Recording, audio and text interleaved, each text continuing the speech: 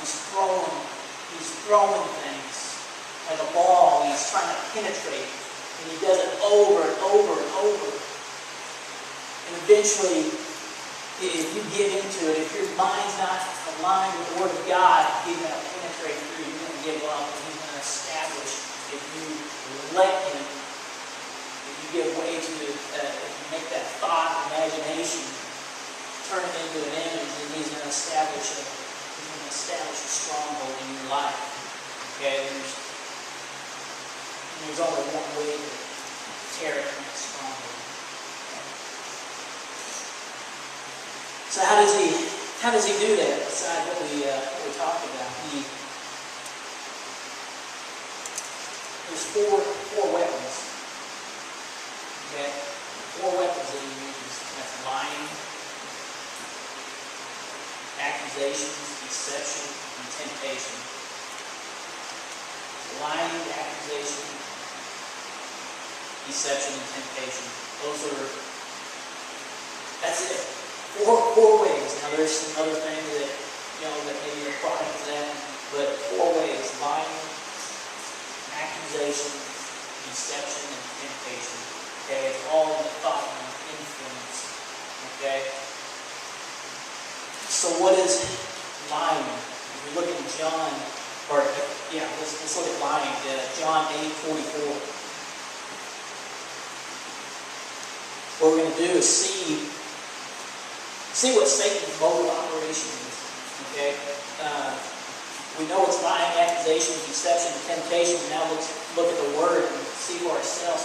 Hey, this is in fact what it is. So John 8. Look at 44.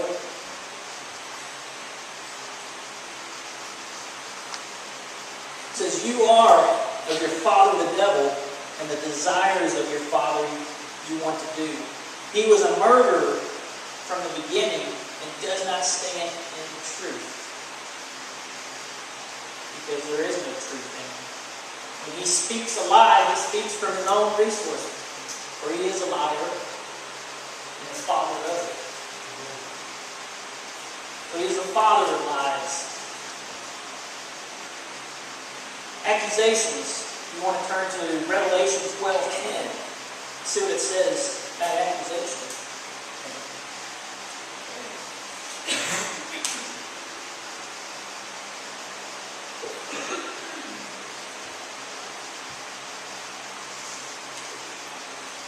Revelation 12:10 says, "Then I heard a loud voice saying in heaven, now salvation and strength and the kingdom of God and the power of his Christ have come.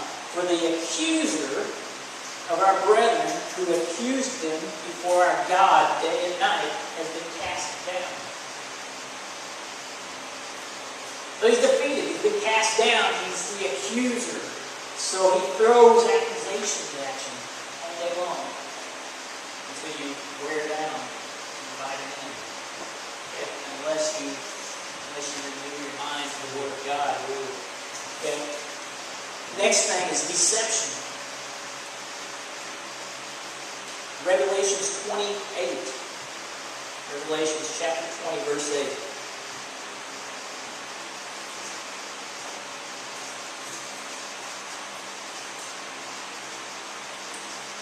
It says, and will go out to deceive the nations which are in the 4 corners of the earth. And I won't read any further, but he's a deceiver. It says he will go out and deceive the nations. Okay, so that's the third thing, the third weapon he uses in the thought realm of influence. The fourth thing is temptation in Matthew 4:1. And most of you know that he tempted Jesus. He talks about that in Matthew 4:1. So even Jesus was tempted. He even tried to influence Jesus. And even temptation.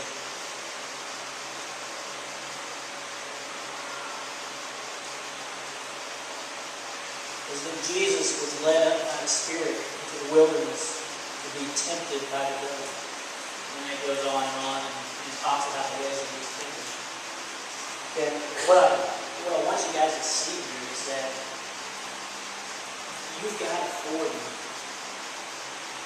to dominate your environment, and Satan cannot do anything about it. It all boils down to you. You have got the power. Okay? You have got the decision to make. Are you going to follow after the lust of the flesh, or are you going to walk after the Spirit?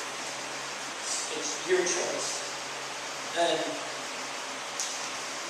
if you have strongholds in your life, then we've got to learn how to tear those down and replace those with new empowering beliefs so that you can build your inner man to line up and build your soul to line up with the Word of God. Okay? So what the devil does is, essentially what he does is create double-mindedness or unbelief. Okay? I'm going to show you real quick what that looks like. And I have Joseph and Josh, you guys want to bring that bucket up here. Josh, what's up on this side?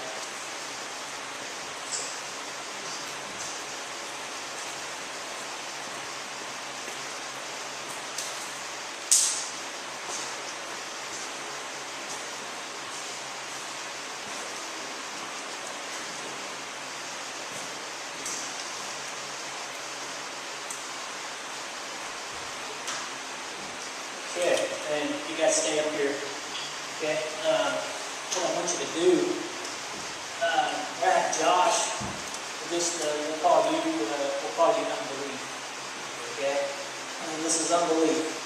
Okay, Joseph will call you belief.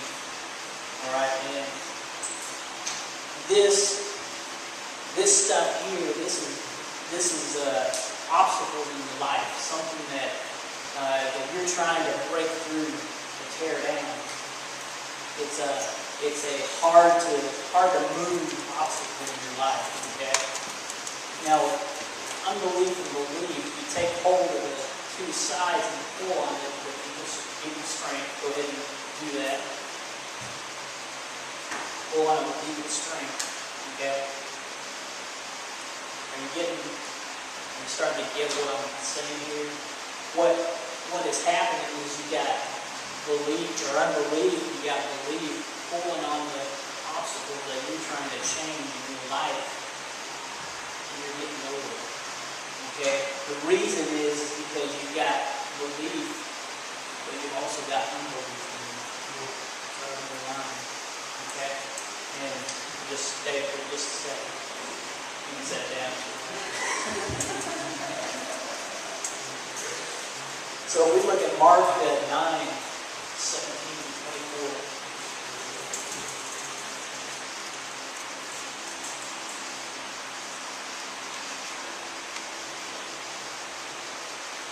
Now,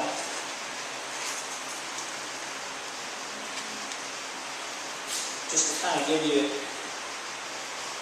a rundown of what's going on, there was a man with his son, and his son was possessed with a demon. And the disciples tried to cast that demon out, and they could not do it. So they came to Jesus, okay? And Jesus asked them 2 questions. He eventually cast out the demon. And let's just read through that real quick. It says in 17, then one of the crowd answered and said, Teacher, I brought you my son who has a mute spirit. And wherever it seizes him, it throws him down, he foams at the mouth, gnashes his teeth, and becomes rigid. So I spoke to your disciples that they should cast it out, but they could not. So listen to what Jesus says. He says, he answered him and said, O faithless generation, how long shall I be with you? How long shall I bear with you? Bring him to me. Then they brought him to him.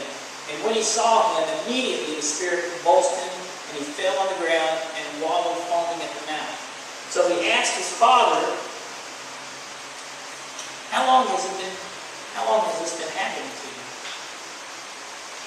And he said, from childhood.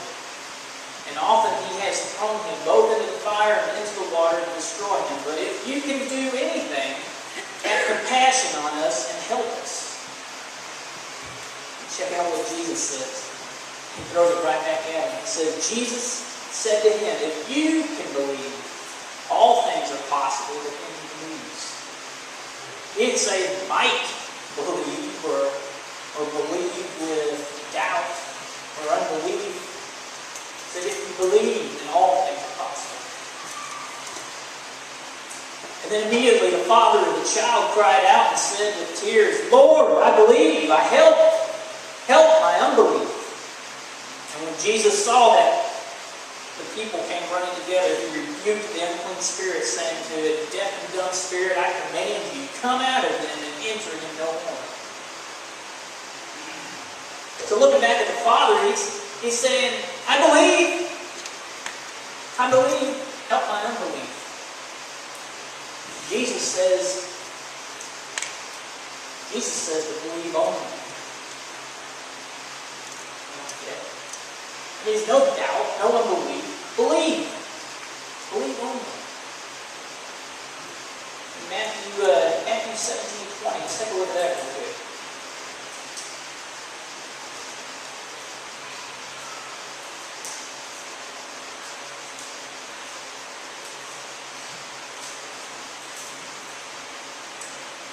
Well, Matthew 17:20 says, so Jesus said to them, now he's talking to his disciples. What had happened after all this took place? The disciples came to him and said, why couldn't we cast out that demon? And Jesus told them, because of your unbelief.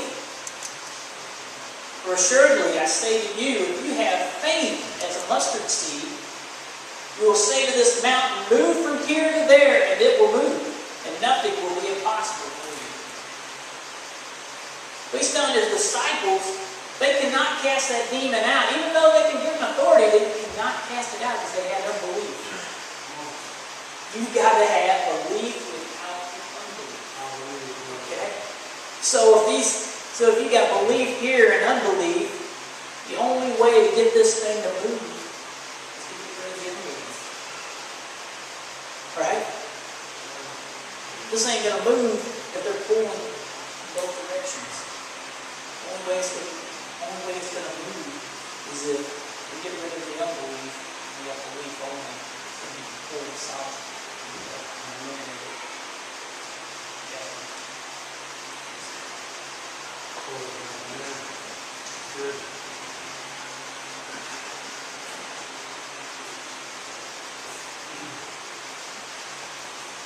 So Luke 8:50 it says simply believe only.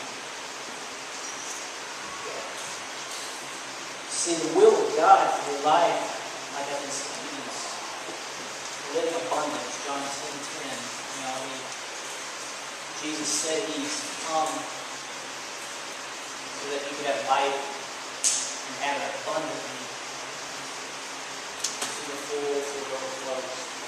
That's His will for you. Okay?